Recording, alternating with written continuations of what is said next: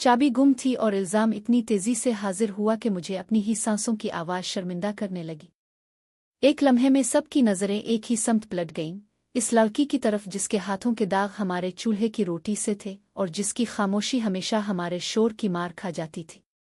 ये कहानी एक चाबी की नहीं, हमारे रवैयों की है।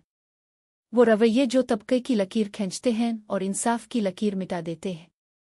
अगर आपने कभी बगैर सबूत किसी कमज़ोर पर उंगली उठते देखी है तो यह किस्सा आपके दरवाजे पर भी दस्तक देगा। मेरा नाम माहीन है।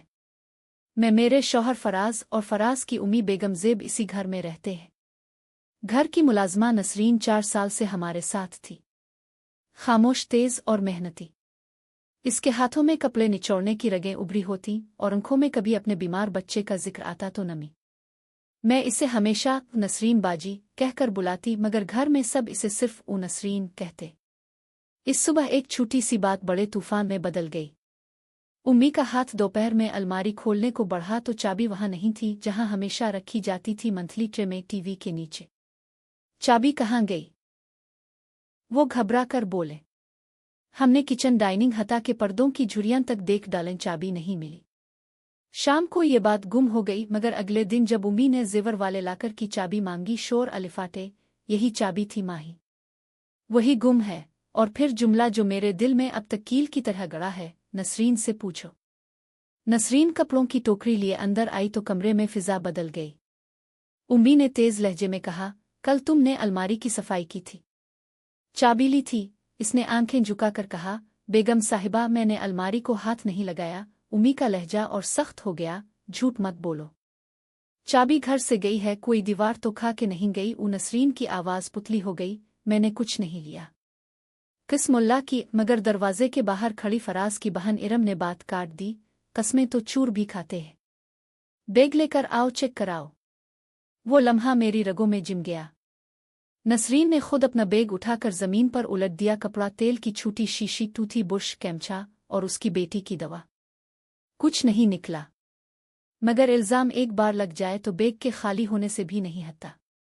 उम्मी ने तंबी की, कल तक चाबी मिल जाए आजेवर, वरना थाने में रिपोर्ट होगी और तुम्हारे घर वालों को भी खबर जाएगी। रात देर तक मैं जागती रही। मुझे नसरीन के आंसू याद आते और इरम की आंखों का वो चमकदार यकीन भी जो मैचिंग बैग पार्लर के नील पॉलिश और नए फोन के साथ सजा रहता था। इरम पिछले महीने से ज्यादा चड़चड़ी और पैसों के जिक्र पर हसास हो गई थी। इसने कहा था, मार्केट में हाथ तंग है, मैं बाद में वापस कर दूंगी, बस कुछ दिन। उम्मी ने इसे 2 बार मदद की थी। मैंने इस वक्त ये बात दिल से हटा दी, मगर शक का पहला बीज शायद वहीं बोया गया था। अगली सुबह उम्मी ने लाकर की दूसरी चाबी निकाली जो खालू के घर अमानत थी। हमने लाकर खोला, 2 कड़े, एक चीन और उम्मी की शादी का छोटा सा लॉकेट गायब थे। उम्मी के हाथ लरज गए। ये तो मेरे अब्बा ने दिया था, और लफ्ज हुआ में टूट गए। कमरा अंधेरा नहीं था, मगर मुझे अपनी नज़र धुंधली सी लगने लगी। फराज ने कहा, पुलिस चलते हैं। इरम लपक कर बोली, पुलिस? पहले नसरीन की तलाशी उसके घर जाएं। अभी? मैंने हल्के से कहा, पहले सीसीटीवी देख लेते हैं, गेट पर कैमरा लगा है। उम्मी ने हाथ झटका, कैमरे? कानून वक्त ज़ाय होगा। चोरी सामने है। मैं चुप हो गई। मेरा चुप रहना भी इस कहानी का जुर्म था। इसी शाम नसरीन नहीं आई। इसका मैसेज मिला, बीबी जी आज नहीं आ सकूंगी, बच्ची की तबीयत खराब है। इरम ने हुंकारा भरा, हाँ, अब बच्ची की बीमारी याद आ गई। मुझे ये जुमला अपने अंदर कहीं गिरता महसूस हुआ। फराज ने बहरहाल सिक्योरिटी रूम से फुटेज मांगी। गॉड फयाज ने कहा, सर कैमरे चल रहे हैं। जिस दिन लाकर खुला होगा इस दिन कौन आया गया हम दुखा सकते हैं। उम्मी ने इसे डांट दिया, हमें अपने घर का हिसाब तुमसे बेहतर मालूम है। फराज बेबस सा होकर खामोश हो गया, मगर रात को मुझसे बोला, कल सुबह मैं जाकर खुद देखूंगा। मैंने सर हिलाया। सुबह सवेरे हम दोनों फयाज के केबिन में थे। छूटी स्क्रीन पर तारीखें, वक्त। फयाज ने कहा, ये देखें, जिस दिन आपने कहा था चाबी गुम हुई, इस दिन दोपहर में आपके घर से एक खातून बाहर गई, नसरीन नहीं, कोई और शाम को तकरीबन 5 बजे उन्हें दोबारा आते देखा। इसने वीडियो रोकी। स्क्रीन पर इरम थी हमारे घर की बेल बजाती, फिर जेब से चाबी निकाल कर दरवाज़ा खोलती। निगरानी वाले कैमरे ने वाज़े रिकॉर्ड किया था। मेरा दिल डूब गया। इरम, फराज ने ज़ेरे लब कहा। फयाज बोला, जी मैम, दोपहर में किसी ने उन्हें अंदर जाने दिया होगा। चाबी थी। शाम को तो खुद चाबी से गईं। इस वक्त घर में कोई नहीं था। अब दोनों डॉक्टर के पास थे। बेगम ज़ेब ने इसी वक्त किसी के घर जाना बताया था। हम बाहर आए तो मेरे कदम जैसे ज़मीन पर रखते नहीं बन रहे थे। फराज, ये हो क्या रहा है? इसने गहरी सांस लेकर कहा। मैं इरम से बात करता हूँ, अभी नहीं, पहले थोड़ा और पक्का सबूत। इसके लहजे में भाई होने की झिझक और शौहर होने की जिम्मेदारी एक दूसरे से लड़ रहे थे। इसी रोज़ मैं अकेली अनवार ज्वेलर्स पहुंची, जहां उम्मी अक्सर सफाई के लिए जेवर देती थी। मैंने शक करने से पहले सच जाना चाहा। चचा, पिछले 2 दिन में किसी ने मेरे नाम का जेवर बेचा, साफ करवाया। उन्होंने रजिस्टर पलटा। बीबी, कल एक चीन और लॉकेट आए थे बेचने के लिए। नाम इरम ज़ेब। शनाख्ती कार्ड नंबर भी दर्ज है। कानूनी पाबंदी है ना। मेरे पैरों से ज़मीन फिर खिसक गई। उन्होंने हमदर्दी से कहा, हमने कम कीमत दी, इस्तेमाल शुदा थी।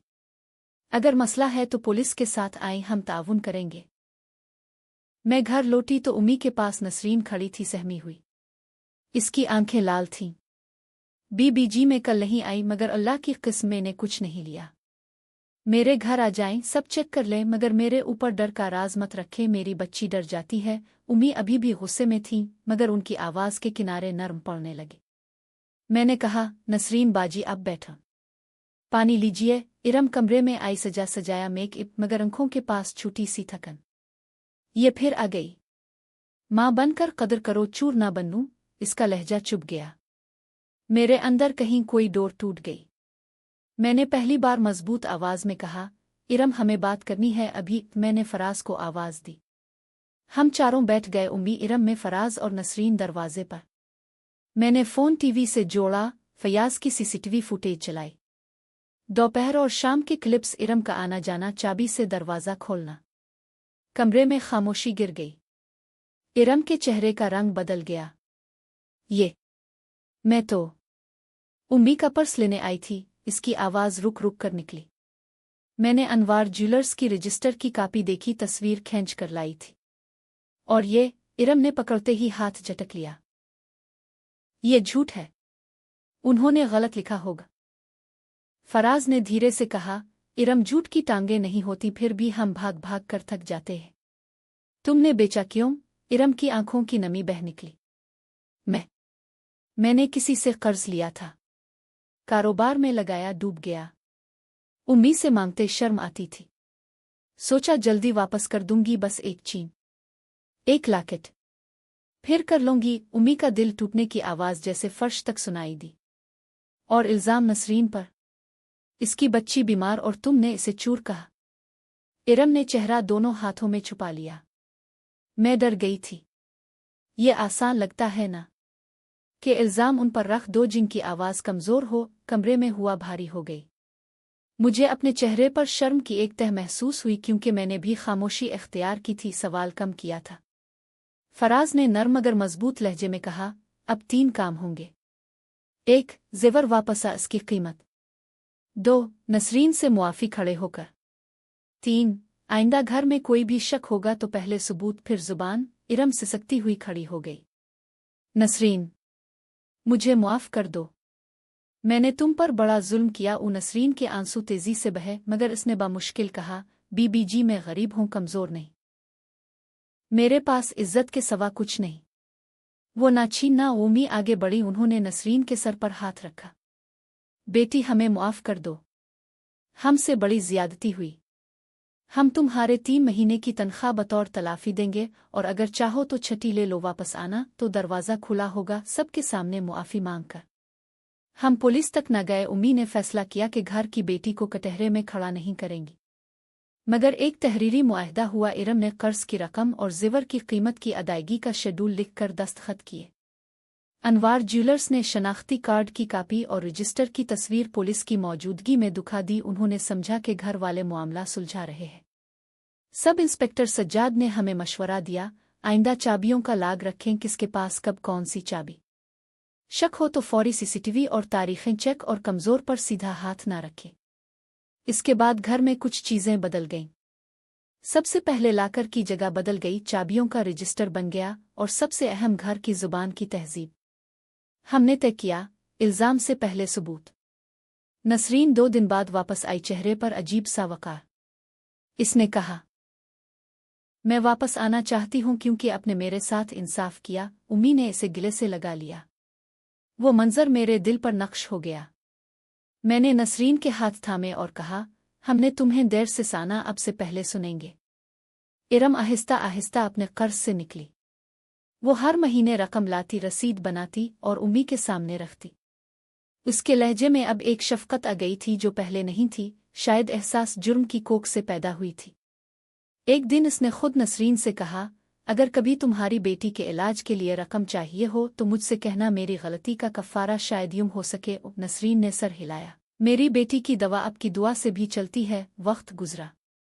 घर में फिर हंसी आने लगी, वो हंसी जो एतमाद के साथ आती है। मगर कभी कभी जब मैं अलमारी खोलती तो चाबी ट्रे में रखते हुए एक पिल को राख जाती और दिल में वो पहला जुमला गूंज उठता, चाबी गुम थी, इल्जाम हाजिर। फिर मैं अपने आप से कहती, और आज सबूत भी हाजिर हैं और इंसाफ भी। इस कहानी का सबसे मुश्किल मंजर मेरे लिए वो था जब मैंने अपने अंदर के तासुब को पहचाना, वो जो खामोश रहकर भी जुल्म का हिस्सा बन जाता है।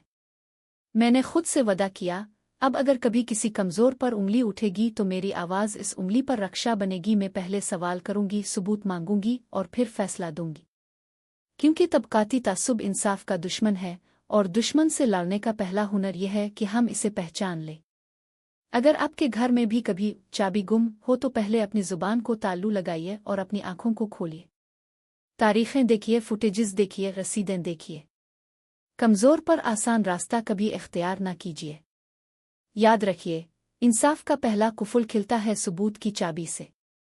हमने चाबी दोबारा ट्रे में रख दी है, मगर इससे पहले हमने अपने दिलों पर एक और चाबी लगा दी है, हिकमत की।